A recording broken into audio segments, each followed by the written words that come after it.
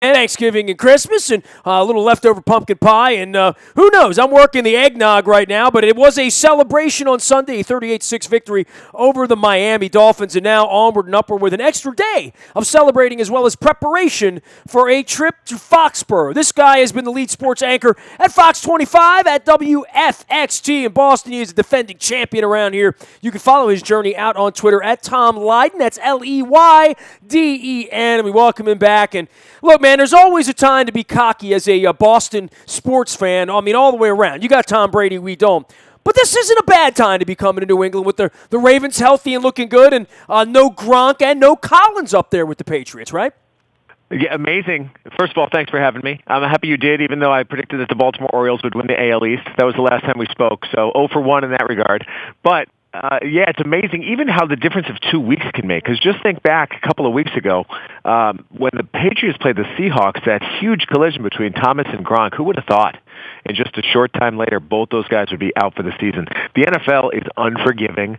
It's an incredible league filled with unbelievable collisions, and you just never know what's going to happen week to week. The Patriots just had 3 weeks where they played lousy competition. Boom, boom, boom.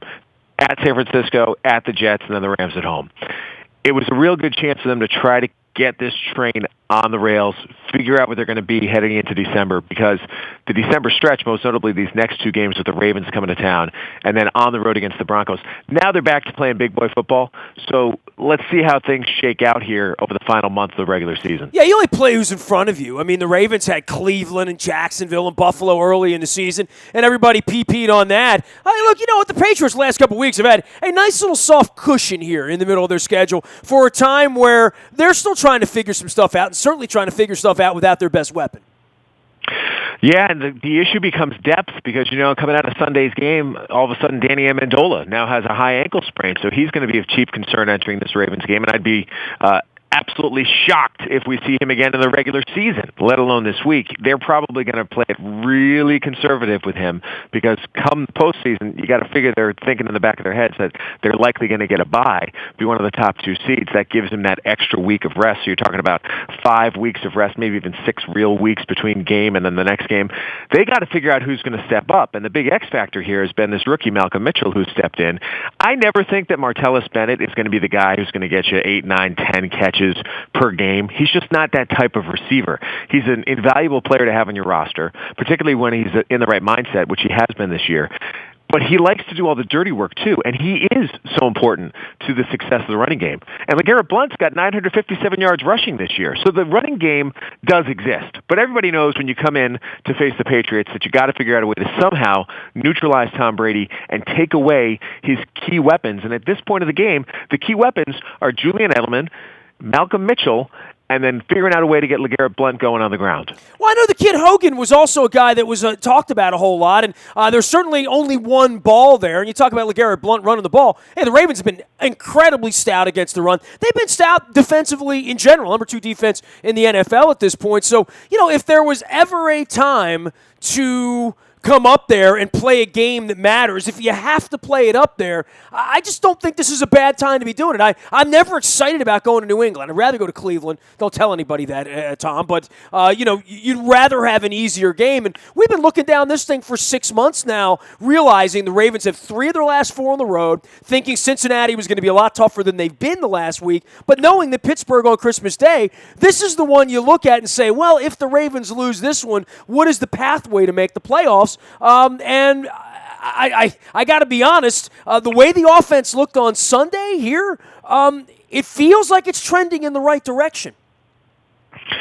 Yeah, I'm impressed with what I've seen over the last 5 weeks. What a weird season to start 3-0, then lose 4 in a row, and then be 4-1, and trying to figure out exactly what you are. But they seem to have figured out how to get Flacco and Wallace connected, and I don't know what to say about the running game because it's not like, as I'm doing some statistical look here, getting ready for this interview, I'm like, nothing's really stood out to me about the Ravens' run game. But considering that they're 4-1 in the last 5, and this is a road game for the Ravens, it did come at the right time for them. I'm looking 8 days, 9 days, however long it's going to be into the future for the weather, and it's looking like rain right now. Obviously, that changes in the New England Minute, but right now it's saying 70% rain, so you might be looking at a rainy condition at Gillette Stadium next Monday night.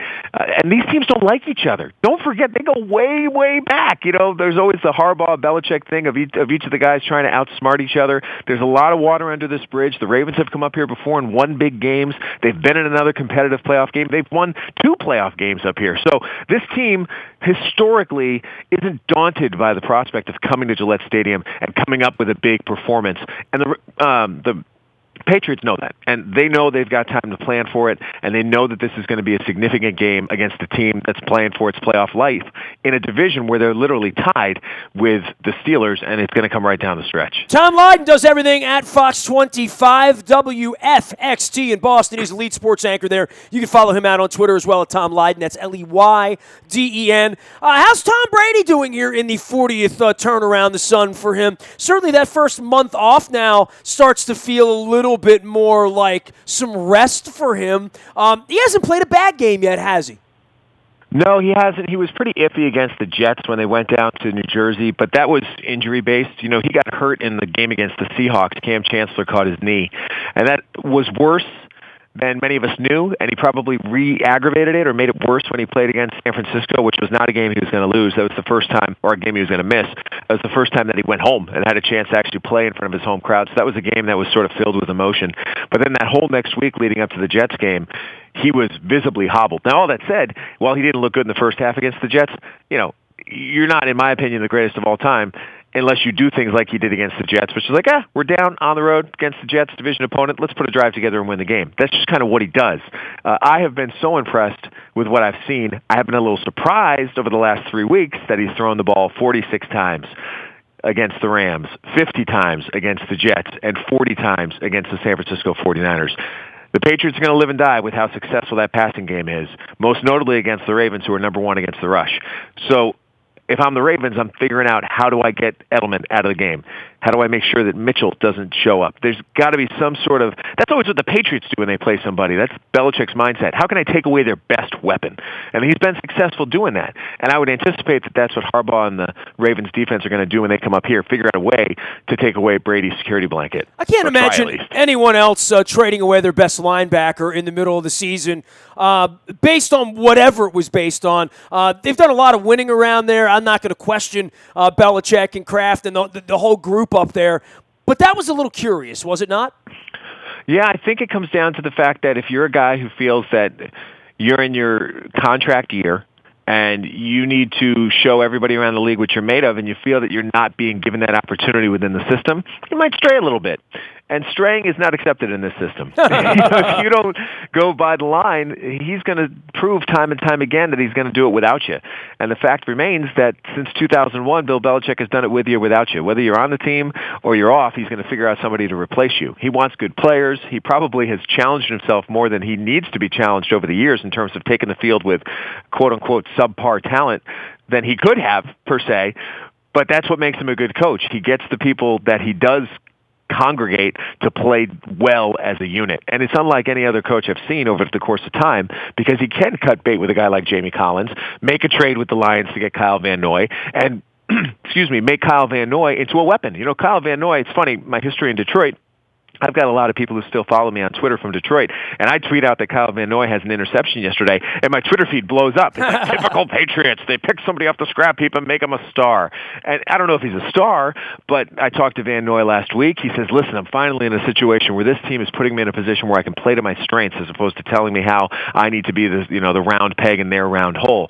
It doesn't always work. This team says, what can you do well? How are we going to get you in that situation? And how are you going to help us win where you're playing to your strengths? That's kind of the key to any team being successful over the long term. Well, I guess the number one strength in the passing game has to be Edelman, right? And if the Ravens are going to lose on Monday night, it's probably going to be because they can't figure Edelman out. I don't know whether that's going to be the case or not. They've had various issues in the back end of the secondary, especially when Jimmy Smith hasn't been in there, but he is trending in the right direction. But Edelman's the guy there. He's the weapon, right?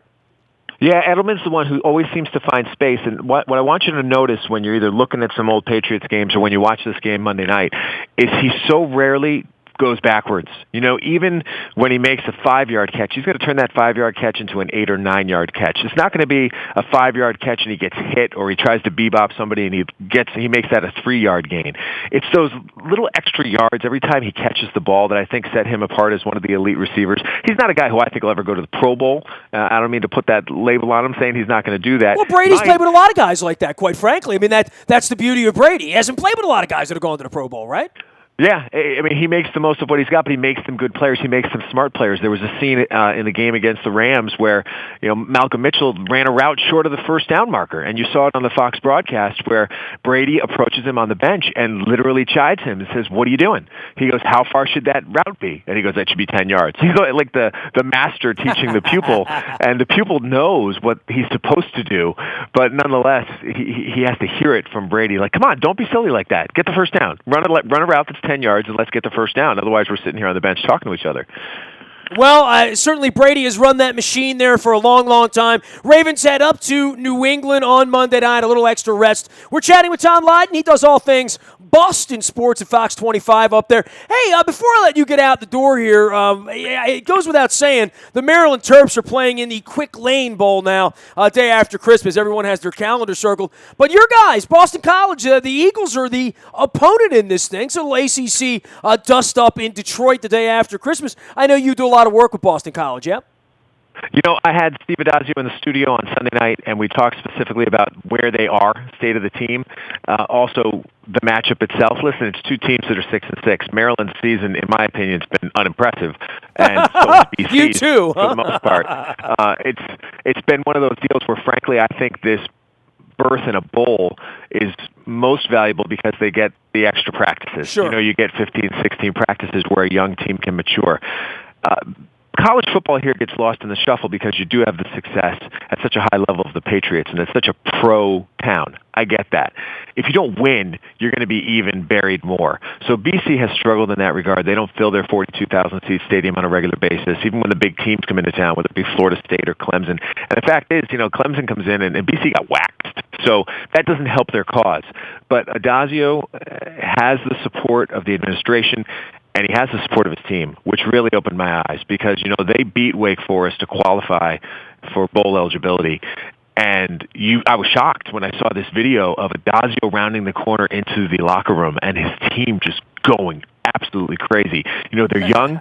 They've bought in. They're a bunch of 19, 20-year-olds who by their fifth year are going to be 21, 22-year-olds with 35 extra pounds.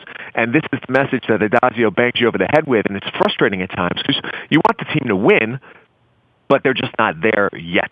And they're playing against some of the best teams in the country and getting killed. They're playing against Clemson, Virginia Tech, Florida State, and Louisville. I mean, a lot of teams lost to Clemson, Virginia Tech, Louisville, and Florida State this year. So that's 4 of their losses. They probably shouldn't have lost to Georgia Tech in the season opener, and they had a chance to beat Syracuse at home. That's their 6 losses right there. They're not great. I think they're better than Maryland. I think they should win that game, and finishing 7-6 as opposed to 6-7 would be a big boost for the morale of this program because it's on the turnaround, it's got on the upswing, and it's got to keep taking those steps forward. This is year 4 of his program. He really feels he'll be where he wants to be in year 5, which is next year. I could say a lot of people lost to Michigan and Ohio State, but just not 62-3 and 59-3. We don't talk about the score. We just talk about the fact that, a lot of people lost to him. Yeah, it's kind of like T-ball. We don't talk about the score, I mean, who would want to know the score? Who keeps score in these games? Tom, it's great having you on, man. At some point, the baseball winter meetings are going on in our neck of the woods down here. I know the Red Sox will do something and the Orioles will do nothing, so hell. I mean, Yankees have already spent $13 million, so we're not expecting anything. I'll call you in the spring and take my whooping, okay? Hey, listen, I think it's either going to be Orioles or Red Sox who end up with Granderson. That's my little ace in the hole. I think one of those 2 teams will end up with Curtis hitting for him, and I think that he'll be a good addition for either team he goes to. Orioles, huh? Okay. I'll call you when that happens, and I will congratulate you because you are definitely the first that's predicting that here. All right, let's see how it goes. Tom, great having you on, man. We'll see you up there in Boston. Keep the clam chowder warm for me on Monday night. Will do. Bye, Ness. You got it. Tom Lydon, he is the lead sports anchor at Fox 25 WFXT in Boston. I am headed to New England on Monday night. Meantime, between now and then, Luke's going to be on the backfields out in Owings Mills for all things Ravens. Any breaking news will happen first on the WNST text service. That is brought to you by Coons Ford of Security Boulevard. Our morning newspaper ships to your email inbox at 7 a.m. each and every morning.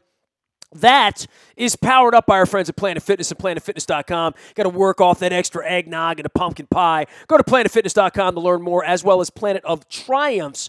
Anything you missed this week is in the Buy a Toyota Audio Vault, 24 hours a day from anywhere in the world. You download podcasts, listen when you want, where you want, how you want. Just go to WNST.net.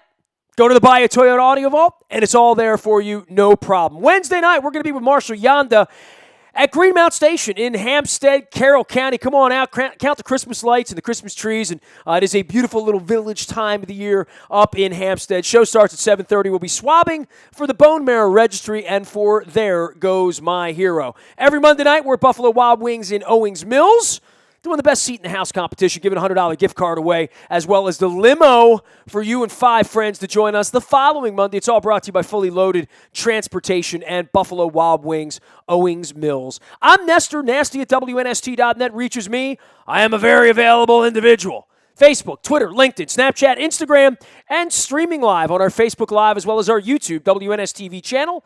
We are WNST.net, AM 1570. And WNST Towson, Baltimore, and we never stop talking Baltimore sports.